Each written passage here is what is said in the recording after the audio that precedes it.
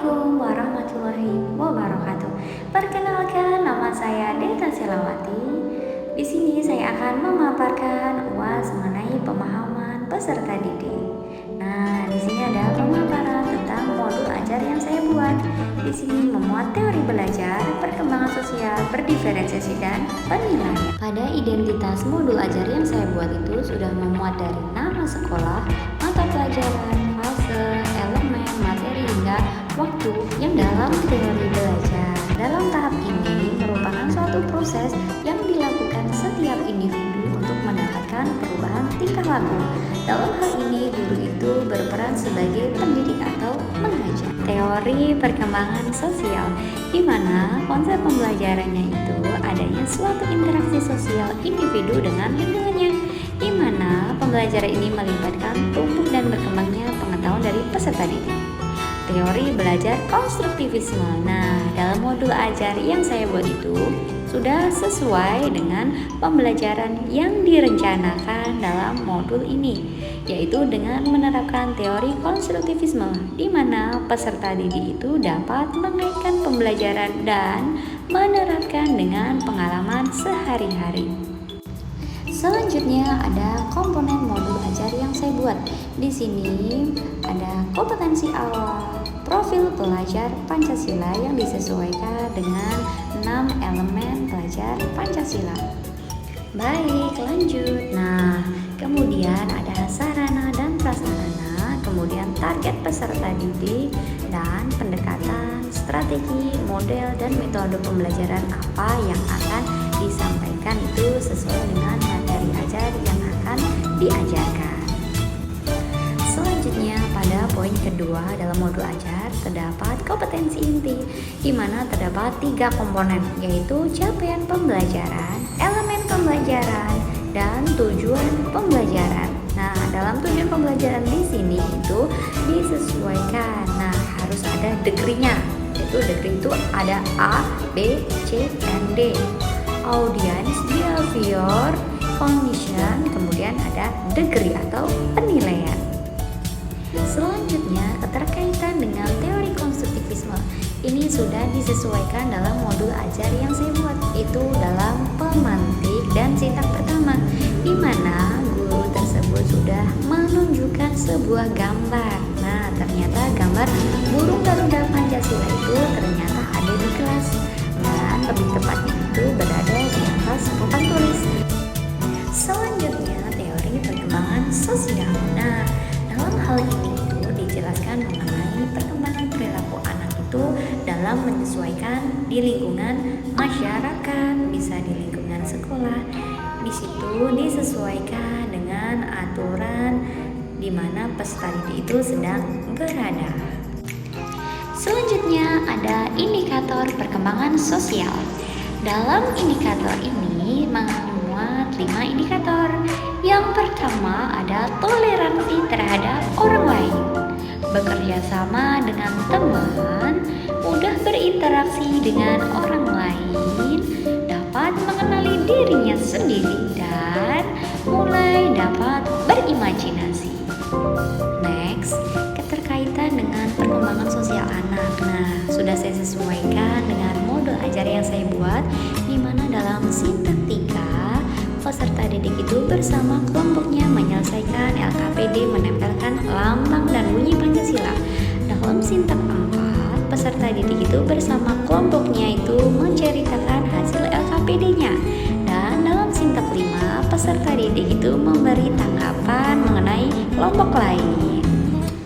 Dalam pembelajaran berdiferensiasi. Nah, dalam hal ini mengakomodir kebutuhan belajar peserta didik. Dalam hal ini, guru itu memfasilitasi kebutuhan sesuai peserta didik, karena kita tahu bahwa peserta didik itu memiliki karakteristik yang berbeda-beda, sehingga tidak bisa diperlakukan secara sama. Aspek berdiferensiasi itu dibagi menjadi 3, ada konten, produk, dan lingkungan belajar. Aspek berdiferensiasi yang pertama yaitu konten, di mana metode pembelajarannya dengan cara memberikan materi kepada siswa berdasarkan keterampilan, profil belajar, dan pengetahuan yang kita tahu dengan singkatan VAK. visual, audio, dan kinestetik. Kemudian implementasi pada modul ajar saya untuk audio. Nah, peserta didik itu diperlihatkan sebuah tayangan video pembacaan Pancasila, kemudian visual. Nah, dalam visual atau kita kenal dengan gambar, di mana peserta didik itu ditunjukkan sebuah gambar untuk diamati ya. Dan peserta didik juga mengamati sebuah tayangan PPT mengenai lambang dan bunyi Pancasila. Selanjutnya kinestetik, di mana dalam sintaktika peserta didik itu diminta untuk menyelesaikan puzzle Pancasila. Aspek berdiferensiasi yang kedua yaitu ada proses. Nah, dalam hal ini membedakan proses yang harus dijalani setiap peserta didik. Nah, untuk berlatih dan memahami isi konten, terlihat keikutsertaan peserta didik dalam melakukan kegiatan pembelajaran dengan mengacukan jarinya. Selanjutnya, aspek berdiferensiasi di lingkungan belajar. Nah, lingkungan belajar itu meliputi lingkungan di kelas atau di sekolah. Prinsip ini mengharuskan seorang guru itu dapat memperhatikan kenyamanan dan keamanan peserta didik saat pembelajaran. Nah, memasuki poin keempat yaitu penilaian. Nah, penilaian yang saya gunakan dalam modul ajar itu ada 3 komponen, yaitu diagnostik, formatif, dan sumatif. Dalam penilaian diagnostik, di mana terdapat pertanyaan pematik sebagai tindak lanjut. Pada formatif, di sini merupakan observasi atau proses ya, di mana peserta didik tadi diminta menyusun puzzle Pancasila dan papan simbol bunyi Pancasila. Selanjutnya sumatif. Nah, dalam sumatif di sini terdapat soal evaluasi, penjelasan mengenai diagnostik. Nah, dalam hal ini itu aspek yang dinilai itu apakah peserta didik itu merespon. Nah, merespon apa yang guru tanyakan. Nah, jika merespon akan diberi checklist atau diberi tanda centang dengan keterangan 1 itu untuk tidak merespon, 2 itu ya peserta didik merespon. Selanjutnya penilaian formatif. Nah, dalam formatif di sini itu merupakan suatu penilaian keterampilan. Ada 3 instrumen dalam modul ajar yang saya buat, yaitu yang pertama instrumen penilaian kompetensi sikap, kemudian ada observasi dan tanya jawab, kemudian kompetensi keterampilan.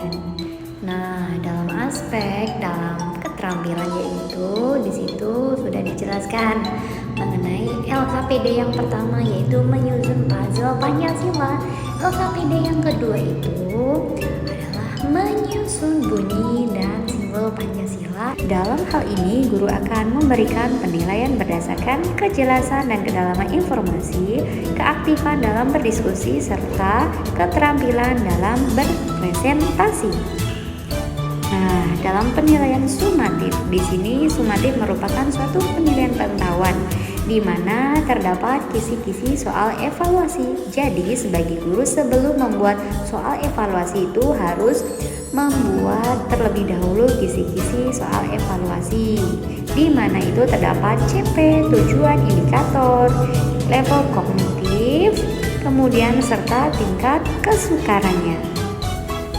Selanjutnya rencana tindak lanjut. Nah, dalam hal ini itu ada 2, yaitu remedial dan pengayaan. Nah, dalam remedial ini diberikan kepada peserta didik yang belum memenuhi target pembelajaran.